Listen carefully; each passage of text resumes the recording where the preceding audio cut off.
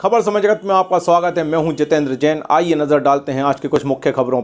भोपाल भारतीय जनसंघ के संस्थापक डॉक्टर श्यामा प्रसाद मुखर्जी के बलिदान दिवस पर प्रदेश भाजपा कार्यालय के सामने स्थित डॉक्टर श्यामा प्रसाद मुखर्जी की प्रतिमा पर मुख्यमंत्री डॉक्टर मोहन यादव, भारतीय जनता पार्टी के प्रदेश अध्यक्ष व खजुराहो सांसद विष्णुदत्त शर्मा, क्षेत्रीय संगठन महामंत्री अजय जामवाल, प्रदेश संगठन महामंत्री हितानंद जी सहित पार्टी पदाधिकारियों जनप्रतिनिधियों ने पुष्पांजलि अर्पित कर उन्हें नमन किया। इसके पश्चात प्रदेश कार्यालय प्रांगण में स्थित डॉक्टर श्यामा प्रसाद मुखर्जी की प्रतिमा पर माल्यार्पण कर श्रद्धा सुमन अर्पित किए एवं पौधारोपण किया।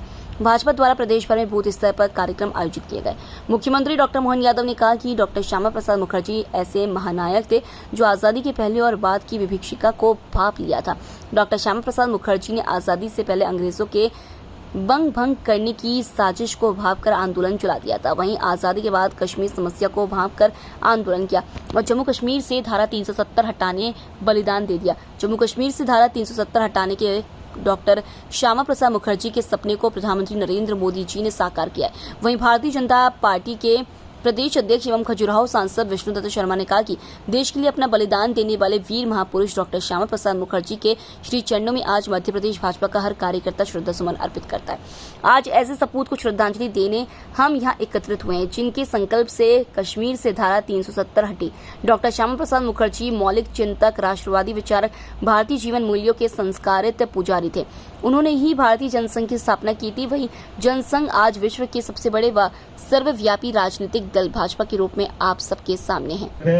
बंगाल के उस विभाजन के दौर में भी बंगाल बंग भंग योजना अंग्रेजों ने लागू की थी, उसमें भी उस विभीषिका का जनता के सामने चित्र प्रस्तुत कर अपनी भूमिका अदा की। और आज़ादी के तुरंत बाद भले ही लोकसभा जीते, लेकिन लोकसभा के साथ नई सरकार के सामने सबसे बड़ी चुनौती जम्मू कश्मीर की बनेगी। और इस जम्मू कश्मीर की चुनौती को उस समय भांप लेना, ये वाकई कोई डॉक्टर मुखर्जी जैसा व्यक्तित्व ही हो सकता है। जैसे उनके अपने जन्म के बाद से उनके बाकी जीवन काल में दिखाई देती है। 33 साल की छोटी सी आयु में कलकत्ता विश्वविद्यालय के कुलपति और बाद में मंत्री होने के बाद भी तुरंत मंत्री पद से इस्तीफा देकर के एक बड़े विषय को लेकर के जनता के सामने जाना। और उससे बढ़कर के 52 के बाद जब उनने अपनी कदम बढ़ाए इस दिशा में कि मैं जम्मू कश्मीर की तरफ पूरे देश का ध्यान आकर्षित करना चाहता हूं। और हमने सबने देखा कि कलकत्ता में जो उनने उस समय उद्घोष किया था कि इसके लिए मैं जो बन पड़ेगा वो करूँगा, और जो कहा वो करके दिखाया। ये जनसंघ के पहले संस्थापक अध्यक्ष का एक तरह से बलिदान भी था और हमारे देश के लिए ये एक ऐसी भविष्य की बड़ी चुनौती की तरफ सबका ध्यान आकर्षित किया।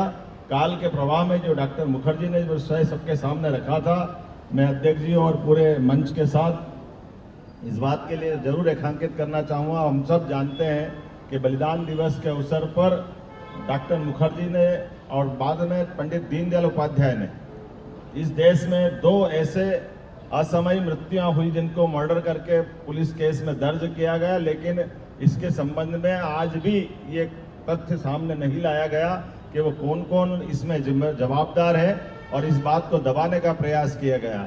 लेकिन मैं आज इस अवसर पर हमारे अपने यशस्वी प्रधानमंत्री को धन्यवाद देना चाहूँगा, जिनकी अपनी सरकार में इस जम्मू कश्मीर की धारा 370 जिसके माध्यम से देश ने अभी तक की सबसे बहुत बड़ी विभीषिका सहन की है।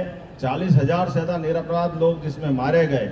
ऐसे उस 1951-52 में जो मुद्दा बताया गया था, उस धारा 370 के कलंक को धोने का काम यशस्वी प्रधानमंत्री ने किया है। हम अपनी इस भूमिका को भी स्मरण रखेंगे। डॉक्टर मुखर्जी के प्रति सच्चे अर्थों में ये हमारी श्रद्धांजलि भी हुई है।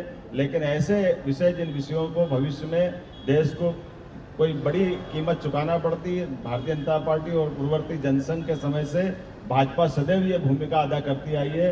मेरी अपनी ओर से डॉक्टर मुखर्जी के आज बलिदान दिवस के अवसर पर विनम्र श्रद्धांजलि भी अर्पित करता हूं और उम्मीद करता हूं कि हम और आप सब मिलकर के मुखर्जी के जीवन के ऐसे विविध पक्षों को और आगे लाने में हम सब अपनी भूमिका अदा करें, उनको जाने, समझे, पढ़ाएं।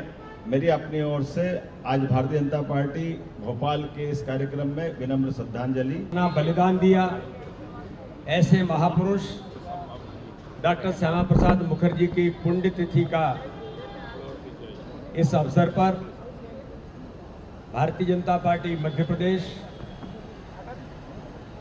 उनके श्री चरणों में श्रद्धा के सुमन अर्पित करते हुए हम सभी कार्यकर्ता डॉक्टर श्यामा प्रसाद मुखर्जी जिन्होंने अपना बलिदान इस देश के धारा 370 को समाप्त करने के लिए लिया और उसके लिए जनसंघ बना और बाद में 1980 में अटल जी के नेतृत्व में भारतीय जनता पार्टी बनी।